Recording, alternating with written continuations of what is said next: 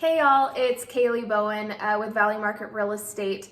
I just want to welcome you to this video, and I wanted to say thank you so much to all the new subscribers on all my video tours. I greatly appreciate it. I have also heard what you've had to say, and I will definitely work on the video quality of my videos going forward this next year. I realized doing the live tours on Facebook and then posting them on YouTube has not been that successful with the video quality. So I will definitely make some changes to that this next year.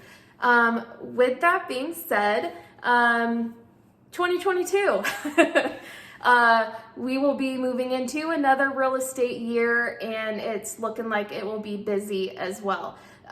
So I thought I'd go over 7 lessons that I've learned since moving to Alaska. This might benefit people looking to move up here this next summer. So let me jump right in. The first lesson that, although I kind of had an idea when moving here, I just didn't really, think that deeply on it, and that is our supply chain.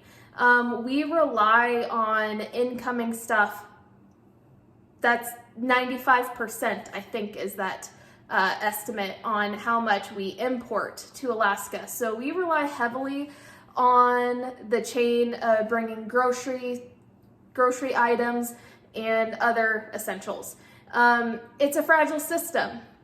We are one earthquake, pandemic, or other natural disaster away from having that cut off. And honestly, I moved here right before COVID hit.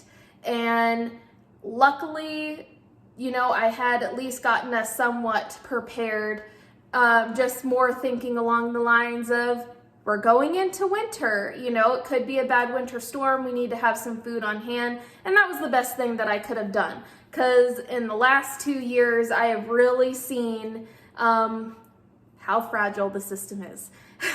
We have empty shelves. I know a lot of people have experience, but it is so bad up here in Alaska that the government is trying to issue micro grants for food security in order to promote local farms and growing our own food. So when you move up here, you need to have stuff on hand. Always have backups. You need to have, they say start with at least 2 weeks of food. I say up here, you'd probably want a little bit more than that, just in case there's a bad winter storm.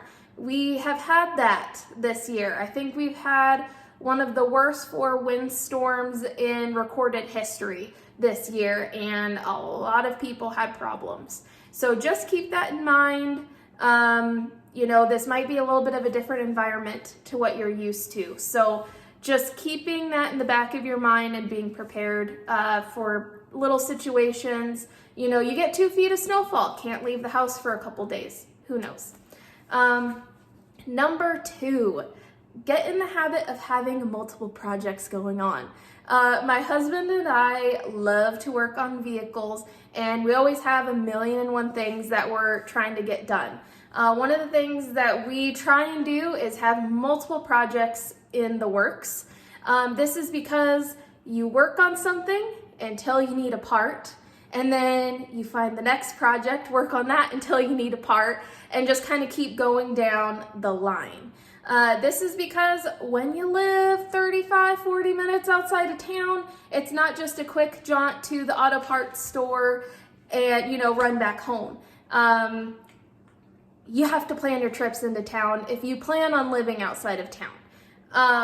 So we always make lists. Every time I'm going to town, I make sure I have my grocery list or my errands, and I know what I need to do. We always try and utilize every single trip into town to the max. I think lately, I'm to the point where maybe I have to go into town at least during the winter months. I don't know, maybe twice a month. And it's definitely not necessity. I just, end up putting together lists of things that I need. Number 3, have reliable equipment. Working on it outside in single digits, negative temperatures, howling winds, Not my idea of fun.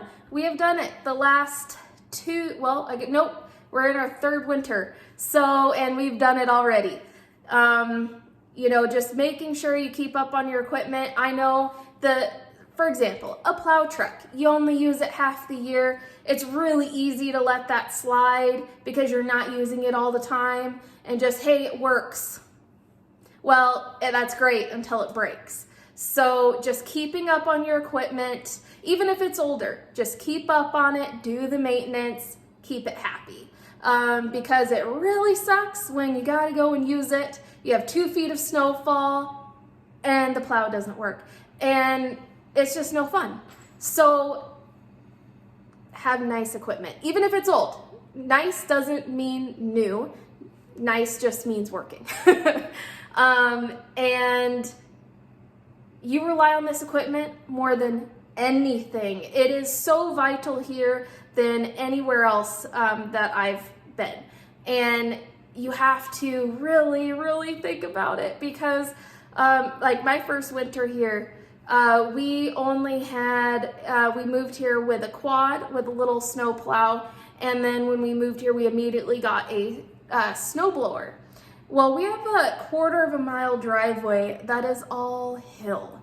And yeah, I can't tell you how many times I have snow blowed that entire driveway and people think that I'm crazy, but you got to do it. So another aspect that some people don't think about when moving up here, because a lot of the times people are bringing up their vehicles, you need to properly winterize them. Maybe not as essential in like south part of Alaska, but say for example you're in Fairbanks, you're hitting -40 in the wintertime. Vehicles don't like to start, so have them winterized. They don't want to start, and it's a nightmare. And then also this year we've really kind of learned how important good winter tires are. We had an ice storm hit through, and I mean that rain hit the really cold road and it just froze instantly, and people were sliding everywhere. I mean, it was really bad. So having high quality winter tires, some vehicles you might want to have studs. Most people here have a winter set and a summer set. So tires. Number 4. Well, I just kind of touched on this, snow removal. We had never lived somewhere where snow removal was important. Right before we moved to Alaska, we actually had what Washingtonians call snowmageddon. And I think we got like 29 inches in like a matter of a day or so. And that was as close as I came. And of course we had absolutely nothing. So I actually got stuck at the house for a while.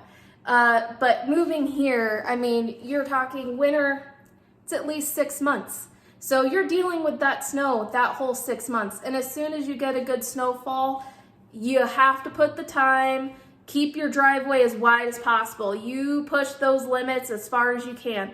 I always say like the first big snowfall, I'm spending extra time doing plowing and everything because those lines that you set, you're stuck with those the whole winter. And then if you don't do a good job through the winter, your driveway just starts getting like this and it's just no fun. So you have to keep it wide, you have to do a good job, and don't fall behind. It gets a lot harder the longer the snow sits and the more that piles up.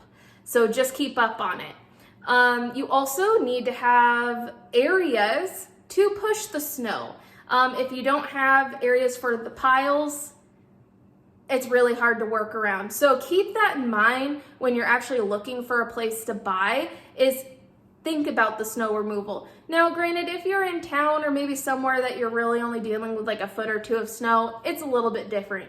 But some of the areas more up north, closer to the mountains, you're dealing with a lot of snow. I think the first year we were here, it was somewhere around 10-ish feet of snowfall, and I think the next year was like 8.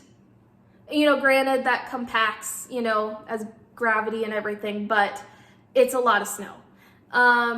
And don't underestimate the snow removal part. Again, when you're looking for a place to buy, our place, I think one of the reasons it sat on the market so long is because of the driveway. Not a lot of people want a difficult driveway to plow. It is a huge commitment, huge. It's gonna affect, if you have to go to work every day, keep that in mind.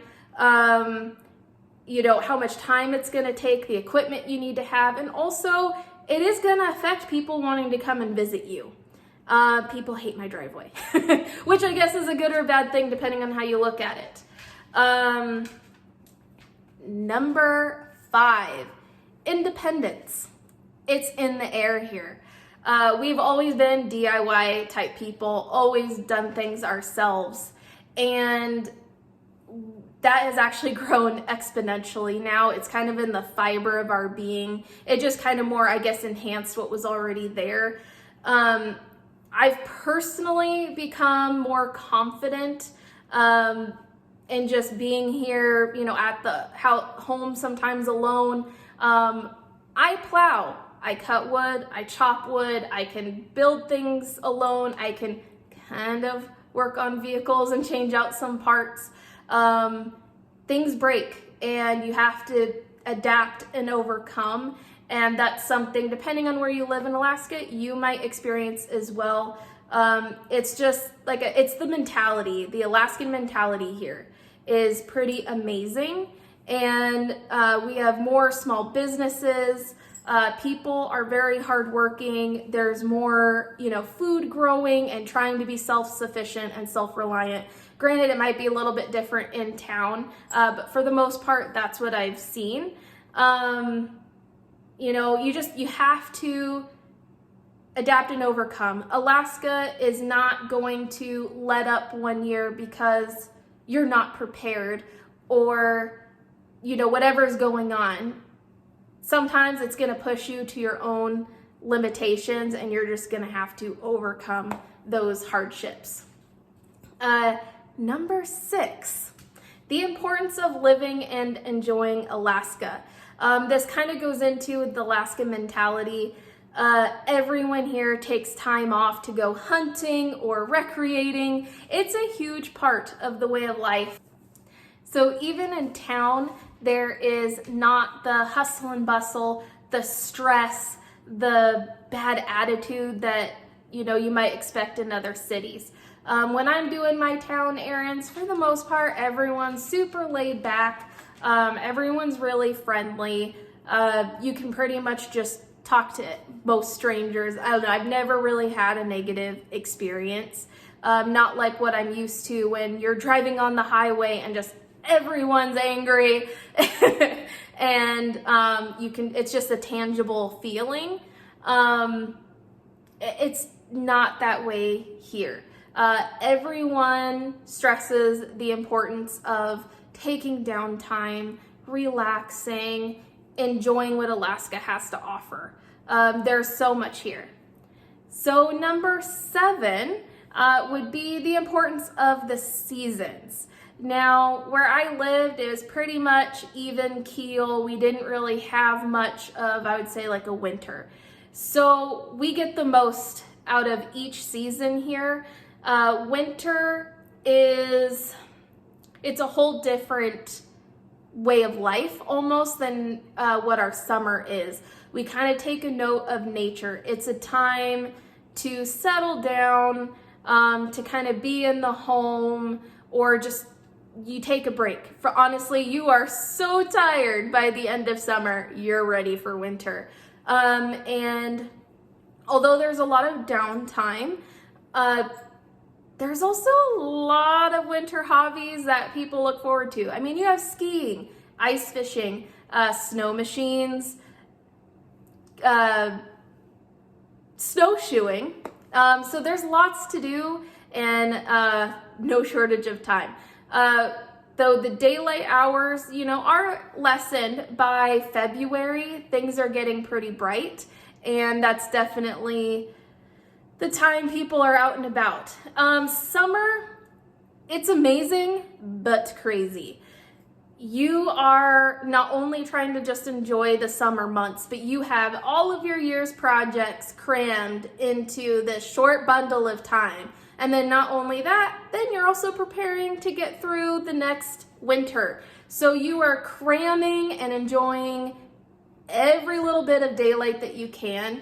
You basically work from sun up to sun, well, there is no sundown really, so people just work all day. You get pretty exhausted. So it's just taking the time to really appreciate what each season has to offer. Fall and spring is pretty short here, but you still get the true feeling of those. Fall is absolutely beautiful with the vibrant colors, the crisp air. You know, it's definitely a ending to summer and a graduation into winter. And spring, spring isn't the most beautiful. We call it breakup, and the snow's going away. Everything's brown, but still everyone's excited because they know summer is just around the corner. And then you start seeing little buds of life, and you just see everything erupt. So those are my 7 lessons that I can kind of impart onto you for my last few winters and, you know, 2.5 years of being here. So I hope this is helpful. I know when I was looking to move to Alaska, I tried doing a ton of research, and really at the time there wasn't a lot out there. So I'm hoping this might have been an interesting video for you. If you have any questions, please let me know so I can maybe address those in upcoming videos. I do have a whole list of potential topics that I think might be interesting. So just let me know. But thank you guys for watching, and I'll see you on the next one.